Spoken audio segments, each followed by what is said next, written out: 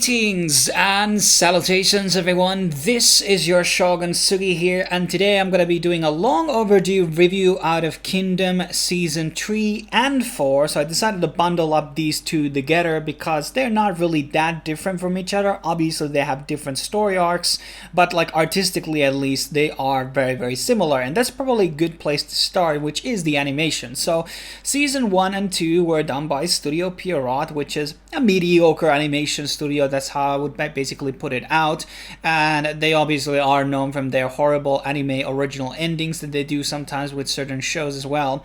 But this time around we also have another studio working on, which is Studio Signpost, and which is probably the main reason why the animation quality has gone into 2D from 3D. So the first season was probably 70 to 90% fully 3D.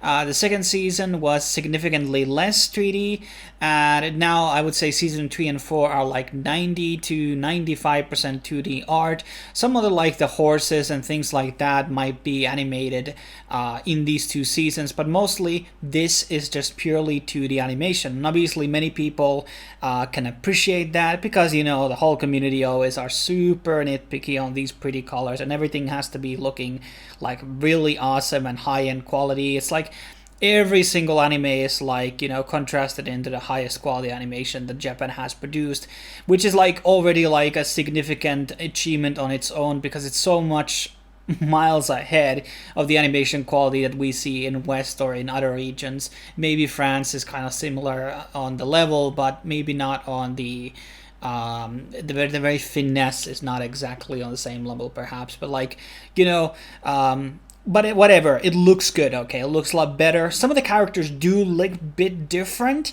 than they did on the two previous seasons. So sometimes I was looking at who was that minor character exactly, because there was a huge gap, obviously, me watching the first season and then going back into season 2 and 3 and 4.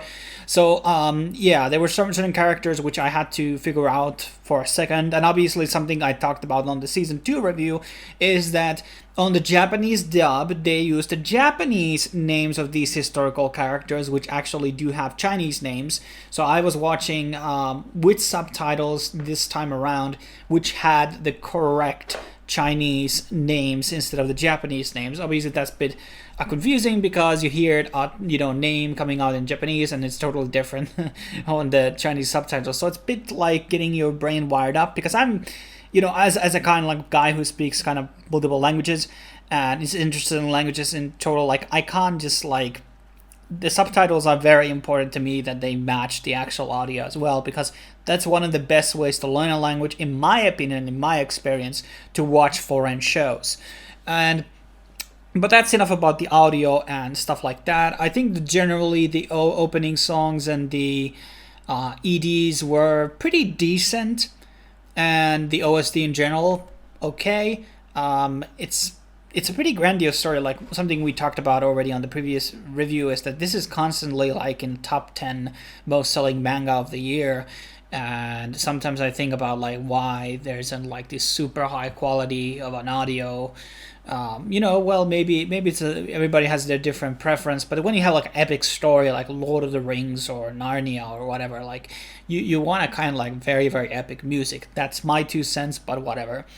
So in terms of the stories, so season 3 and season 4 have a different story arcs that they go through. Both of them are actually 26 episodes. That was a bit shorter than the previous 2 seasons, which is definitely fine. And there were a lot of like delays because of COVID and everything with the production of season 3 and 4.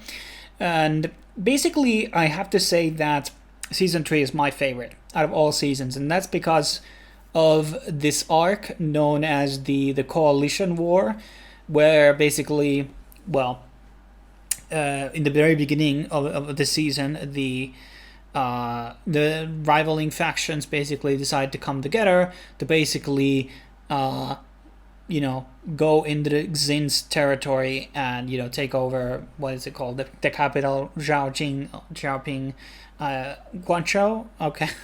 There's so many, like it's like, I think it's the modern day Beijing. I think that's it has a different name, but it's Beijing, whatever. Okay, so there's this like big battle that's going to be ensuing, which is like basically like the goddamn whole season. It has a bit of a like a mini arc in the last 2 episodes, which kind of feel a bit out of place, but I don't hold it against it. And then there's this big battle at Hanggu Pass, and Hanggu Pass is like portrayed as like this giant gate, okay, like I don't know, like 100 meters or maybe that's 30 meters tall, but in reality it's like maybe 10. Okay, if you like go into actually like see the real pictures of this pass, it's not really that large. And I do like that they kind of make it seem like a bit more epic than the reality of the situation. And that's, I guess, like most history, that they always make it seem the story is more epic. There's something about when it's being told as a story, always when we're talking about historical things, they seem a bit more grander than they actually are. But that's like totally fine. Like we have, you know, a story that is based on real events and characters that have really lived, like Sin, you know, is the main character, and Zheng too, and both of those are real historical characters. And that's great because you can like you're kind of operating through the main real historical event, but you're putting a lot of these like branches onto it, like you're building on these side stories around it, and that's really amazing. And going a bit back on this season 3, you know, animation wise and everything, like it was very good. Perhaps the last stand where they're kind of like fighting in the castle, like maybe that was a bit stretched out. I don't know, but it was all good. So season 3 definitely my favorite season altogether. Like this was very epic. It's like one whole arc of this giant war thing going on, and multiple things. And one of the things that this show does really well, which I always really hamper on, like you have certain shonen anime where you don't necessarily like the main character, you don't find him the most appealing character in the cast, so you have maybe side characters that you like very much. And there are a lot of these types of anime, or some that actually have a major focus on a lot of these side characters as well. And that's kind of cool thing to see, that you're seeing these other generals fights as well, not just Jin. You know, there's some certain episodes where it doesn't even appear, and you get to see like the limelight of all of these other characters in the cast, which I do appreciate very much. So there were a lot of like these much eye candy and cool duels, and you know, tactical maneuvers. And I like the strategy. I always have liked this strategy in this series. Kind of reminds me of World Trigger in a way, and that's probably one of my highlights, or one of the things that I find very appealing in the whole series. I have never, you know, read The Art of War by Sun Tzu, but this is probably something that comes into my mind, like going into the very deep end of the strategy and understanding the philosophical warfare and morale and things like that. And you know, they're like siege towers and things like that. I don't know if that is actually any accuracy, like siege towers being around at this time around, at least in Europe, definitely not. But you know, that's kind of like a freedom that you can definitely take on, and that's kind of cool. Now, let's talk a bit about the season 4, which has basically, how should I say, it has like 2 different arcs going on for it, which are, you know, you have this sort of like a war arc, and then you have, you know, a mutiny going on, secessionists.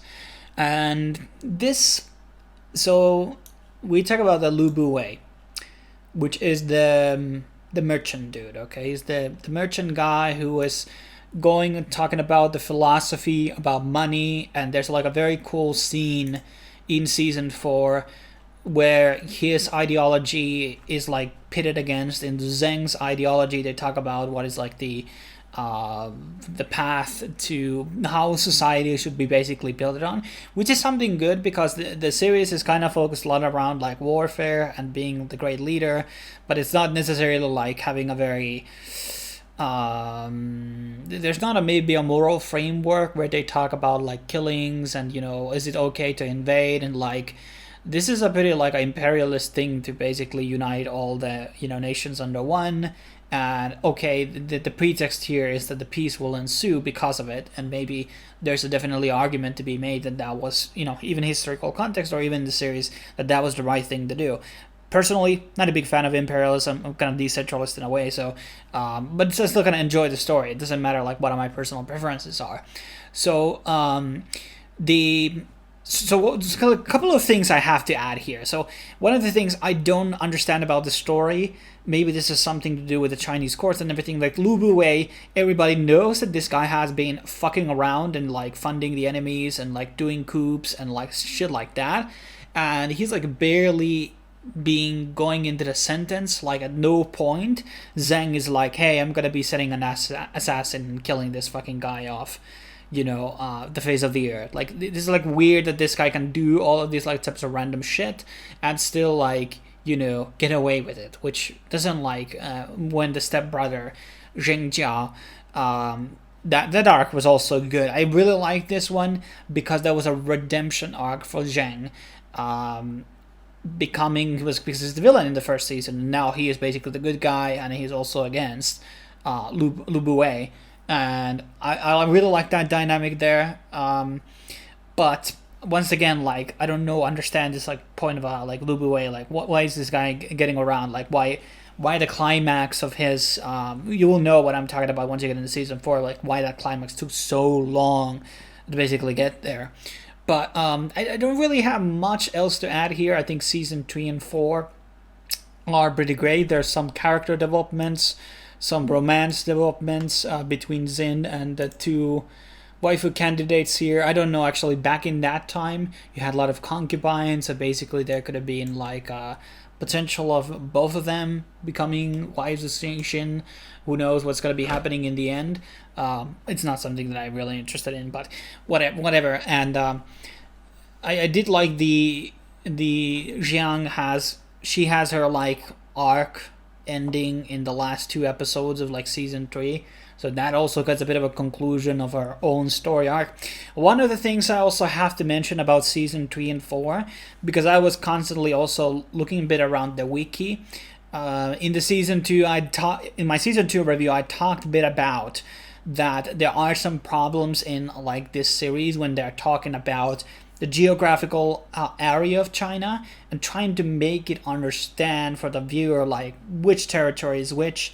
And they did improve it a bit after season 2, but like still like certain locations and like understanding the macro map and the geographics, I struggled a bit there and I wanted to learn more. That's why I went to the wiki to kind of read upon it. But and when I was stumbling on the wiki, I kind of looked into the Zin's own army, and there are certain generals and like, let's say, characters which have lines and there are mini sequences where you see them, but you don't see their deaths. So you have all these comrades of Zin, but you don't actually see, at some point they're like, they just randomly die and are gone, but you don't even show their death scenes. And I don't know if the manga did that or whatever. Like, I just kind of expected that it would be like some type of like, suddenly they just disappear face of the map and there's some new guys coming from the newer battalions, and that's kind of like random. And I had a bit of a hard time like understanding like why you introduce minor characters when they just like suddenly get like almost feels like written off and you don't even show them dying, which is really weird to me altogether. But so yeah, like, I'm not really against the idea of like introducing a bunch of random characters and then they just like kind of disappear or get them written off like really fast. I think that's not a good foundation for character writing, but I digress. So overall, season 3 and 4, quality wise, animation wise, a lot better than season 1 and 2. And just, it's an amazing show, and I think a lot of people should try it out. But the problem probably is with a lot of people that season 1, animation wise, is not really that amazing. There are a lot of some scenes which don't really look good on that, and the story always carries these shows, and sometimes the OST, there's some aspects that you really love. Maybe it's the characters, maybe it's the character development, or the overarching plot, or the ideas that are being introduced to the anime, and maybe those elements can get you sometimes past through bad animation or bad writing perhaps. But that's kind of the problem with a lot of these zoomers and anime community in general, that super hyper focused tunnel vision only on the animation. and suddenly when the animation is amazing, then everything else about the anime is amazing too, which is, it's just like oxymoron. It's like logical fallacies in this community, but whatever. That's pretty much my take on season 3 and 4. Stay tuned for more reviews on the channel. A lot of things going on obviously in this anime season, so a lot of things to watch. Thanks for watching. I will be seeing you in the next video.